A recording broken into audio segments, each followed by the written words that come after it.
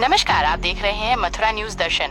मथुरा के बलदेव स्थित नंदूगढ़ी गांव में सड़क के नाम पर कीचड़ का ढेर। मथुरा बलदेव विधानसभा क्षेत्र के निकट आने वाला गांव गढ़ी नंदू के ग्रामीणों का कहना है, विगत 40 वर्षों से गांव में कोई नव निर्माण नहीं हुआ।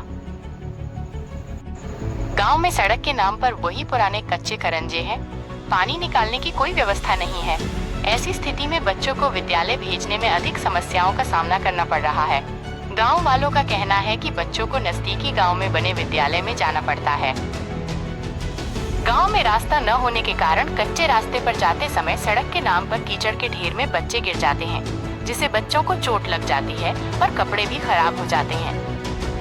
गांव में रास्ता न होने के कारण बच्चे और बुजुर्ग एवं महिलाएं बीमार होने पर, आपातकालीन स्थिति में सड़क न होने पर कच्चे रास्ते पर एम्बुलेंस नहीं आ पाती है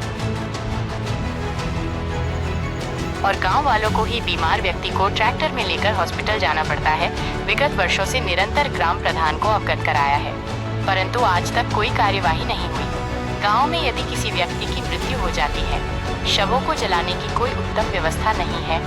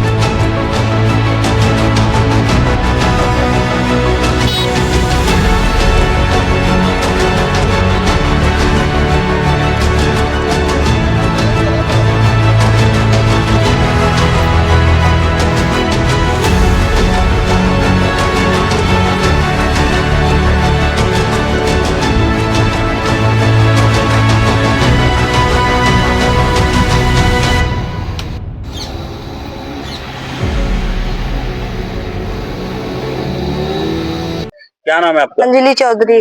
कौन सा गांव है आपका? बलदेव के पास पड़ता है, नंदूगढ़ी गांव है मेरा। आपके स्कूल का क्या नाम है?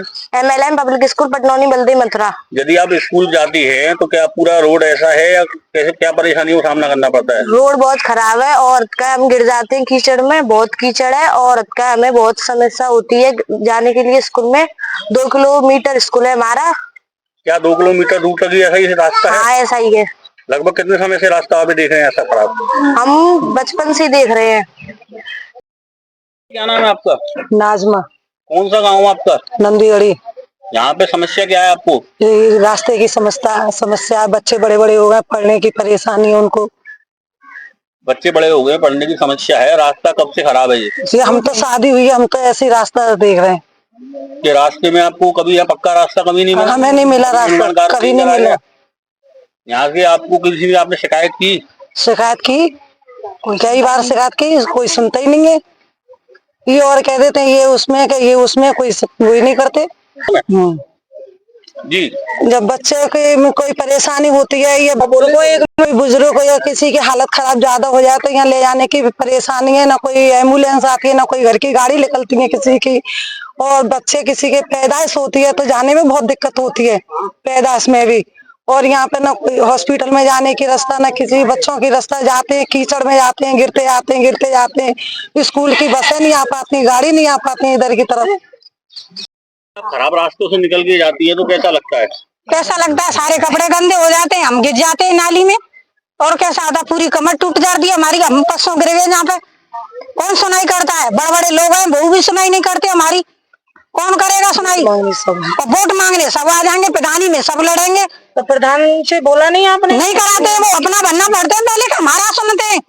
हमारी कौन सुनेगा? शादी वाले, और शादी वाले आते हैं वो पहले ही लौट जाते हैं। तो कौन करेगा अपनी लड़कियों को? ना कोई जगह ही नहीं है निकलने के लिए। छोटे छोटे बच्चे ने ले जाने का, घर का काम करें, हम मुझे सड़क पर ही डोलते रहे में सारा दिन। कोई सुनाई नहीं है हमारी। बच्चा निकलने पाते ही नहीं है। बच्चों को बैठे ले घंटा भर चांद पे लेके आमे, कभी मूड पे धर के लामे। बताओ कोई सुविधा है हमारे लिए?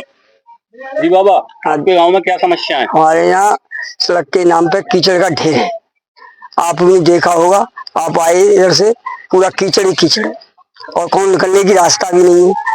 ये आपका गांव प्रधानी के अंतर्गत आता है, तो आपने प्रधान जी को अवगत कराया? अवगत कराया जी हमने। प्रधान जी हमारी कोई सुनाई नहीं करते। हमारे यहाँ कोई इसकी मतलब कोई सुनवाई है ही नहीं। जी बताइए, आपके गांव में सड़क का नाम पे कीचड़ का ढेर आप बता रहे हैं, तो लगभग कितने समय से सड़क यहाँ निर्माण कार्य नहीं हुआ? यहाँ साहब कम से कम 40 साल से हम तो यही देखते आ रहे हैं। यहाँ कीचड़ की रास्ता में ही घूमते हैं, सब परेशान हैं। यहाँ पे बच्चे गिरते हैं और प्रधानी जब वोटों का समय आता है, कोई भी चुनाव लड़ने आता है, तो हम लोगों के पैर छूता है साहब और हमसे वोट ले जाता है, और उसके बाद हम उनके पैर छूने जाते हैं, पर हमारी कोई सुनवाई नहीं होती है यहाँ पे। और हम बहुत दुखी हैं साहब, इससे ज्यादा हम कुछ कह नहीं सकते हैं साहब। हम तो सरकार से विनती करते हैं भाई हमारी सुनवाई हो।